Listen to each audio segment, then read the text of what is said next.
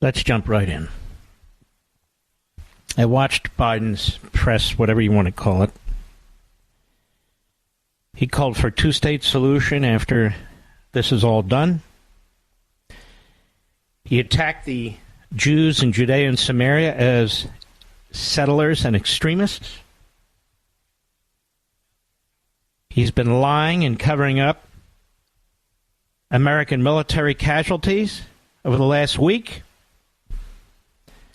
And he's been lying to the American people overall, and I'm going to get to that in a moment. But that also means the Secretary of State, the National Security Advisor, Kirby, and the others have been lying to we the people. And now that the House, finally the Republicans have a new speaker, it's time to get to the bottom of this and much more.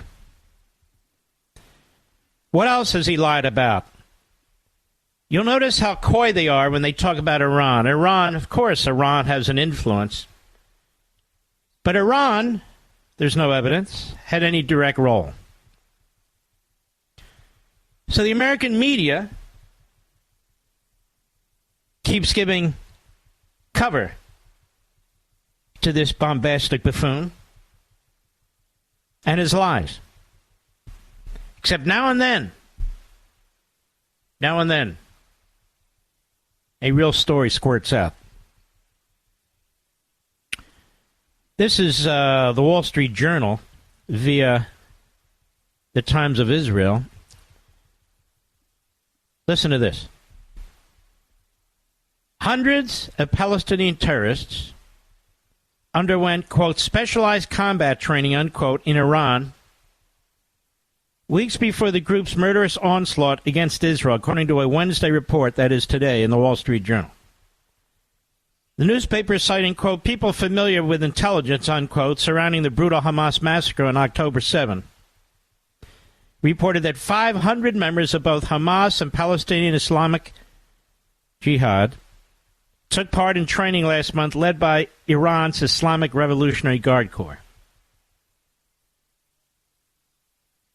Israel has repeatedly accused Iran of being a key force behind the coordinated Hamas attack on Israel, in which it succeeded in disabling the high-tech Gaza border fence and streaming across the border to carry out its devastating assault on nearby communities, which included taking at least 224 people hostage. Iran has welcomed the Hamas assault, but denies it played a role in its planning. According to the Wall Street Journal report, Iranian Brigadier General Ismail Qani, the head of Quds Force, attended the training activities led by the IRGC.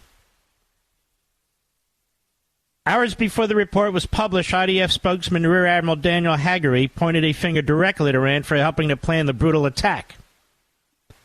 Hagari said in a press conference Wednesday that Iran had directly aided Hamas, quote, before the war, with training, supplying weapons, money, and technological know-how, unquote. Even now, he added, quote, Iranian aid to Hamas continues in the form of intelligence and online incitement against the State of Israel. Meeting with French President Emmanuel Macron, Prime Minister Benjamin Netanyahu echoed comments he's made to other visiting world leaders that Israel is facing an axis of evil led by Iran, Hezbollah, Hamas, the Houthis, their minions who are fighting to bring back the Middle East, the world, to the early Middle Ages. The Wall Street Journal has reported that Iranian security officials, quote, gave the green light, unquote, for the assault at a meeting in Beirut 5 days before October 7, citing senior members of Hamas and Lebanon's Iran-backed Hezbollah movement. But U.S. officials pushed back against the report, saying its intelligence did not show a direct link between Iranian officials and the attack, while noting that Tehran is a longtime backer of Hamas. It'll be crucially important that the House Committee on Intelligence, the House Committee on Foreign Affairs, and the House Armed Services Committee find out what the hell went on here, and still going on. Comments to the UN Security Council on Tuesday, U.S. Secretary of State Antony Blinken said it is no secret that for years Iran has supported Hamas, Hezbollah, and the Houthis. Now, and other groups that continue to carry out attacks on Israel. So why are they allowing them to be funded with oil money?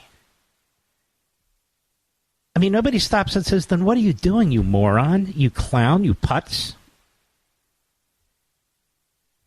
In response, Iran's permanent representatives to the UN, Emir Salid Arali, lashed out at Blinken for what he called his attempt to wrongly place the blame on Iran. Iran categorically rejects these groundless allegations, he said. A week earlier, Blinken said the U.S. does not have direct evidence that Iran was involved in the attack.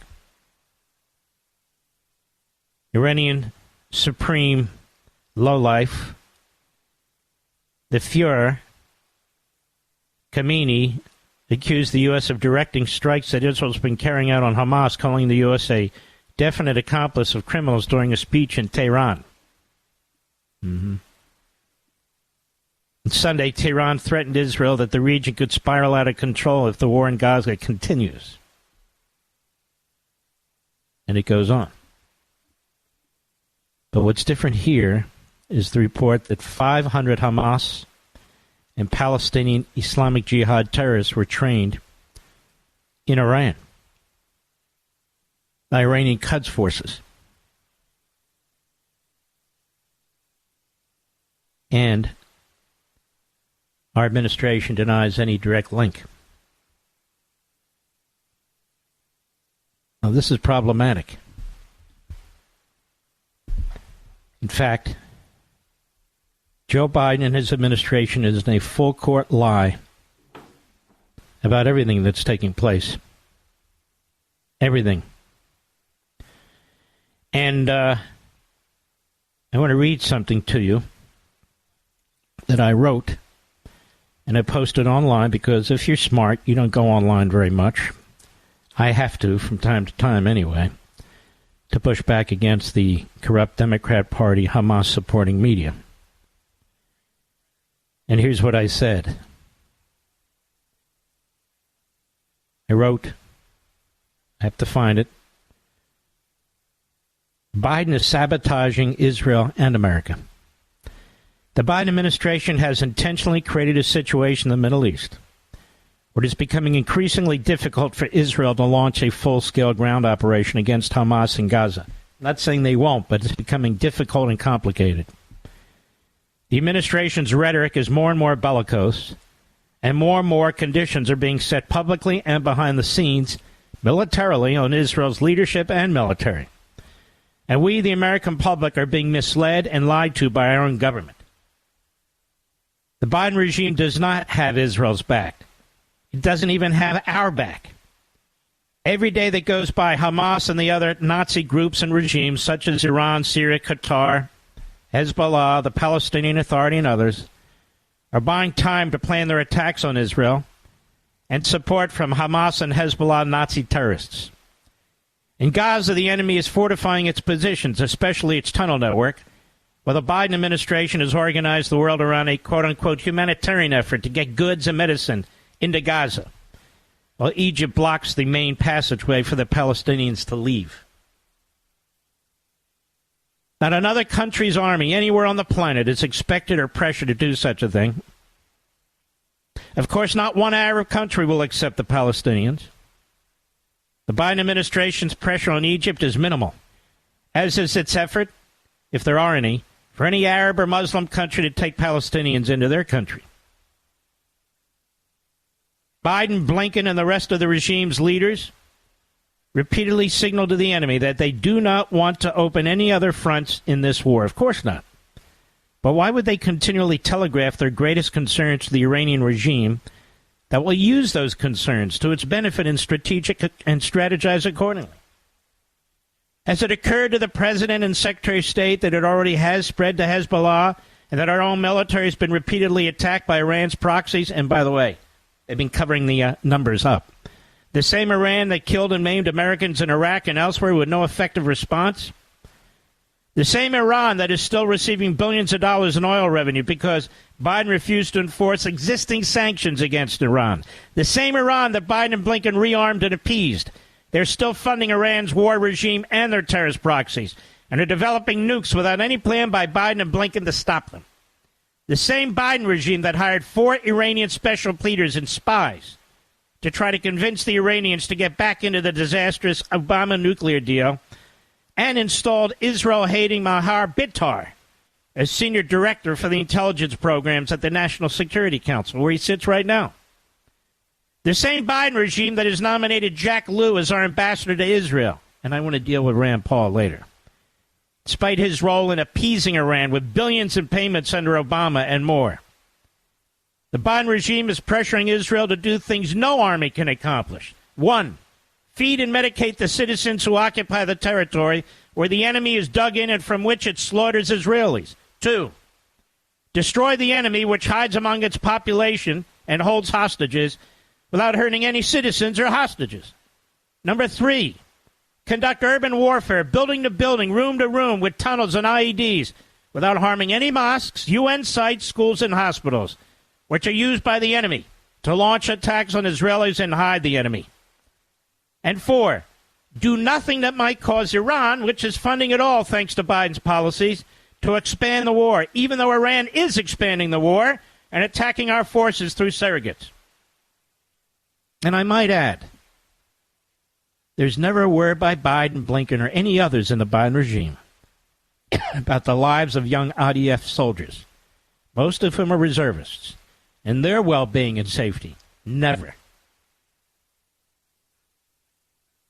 And the Biden regime has implanted a Marine general not merely to advise the Israelis, but to watch over their military and interfere with their war effort. Biden seeks to be a disastrous commander-in-chief not just in our country, but in Israel.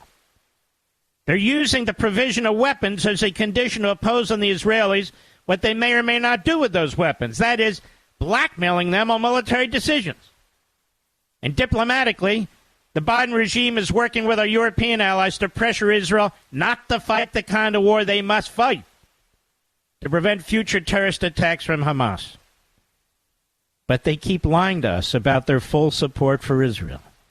Indeed, they publicly and continuously lecture Israel about complying with the rules of law and proportionality, which the Biden regime interpret wrongly and intentionally to mean don't fight the war to obliterate the enemy. And of course, Biden and Blinken calculate that the more time that passes, the less support there will be for Israel to defend itself. Hamas knows this as well. That's why it took over 200 hostages and uses them as military pawns.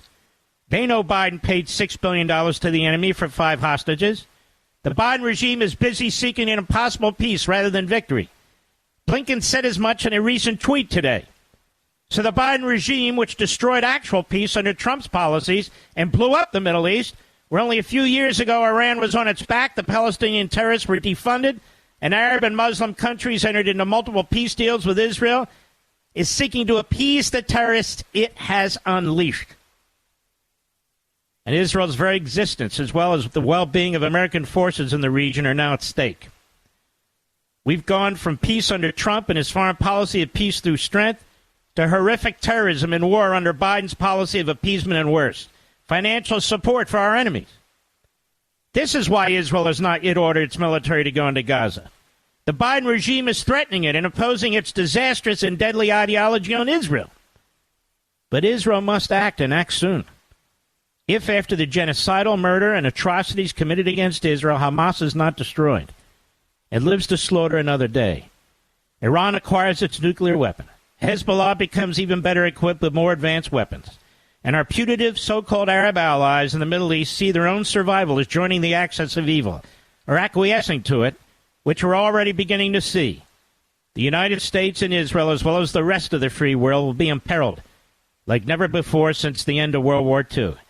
And this is how wars expand and become world wars. Iran, Russia, China, North Korea are already exploiting the Biden regime's insanity.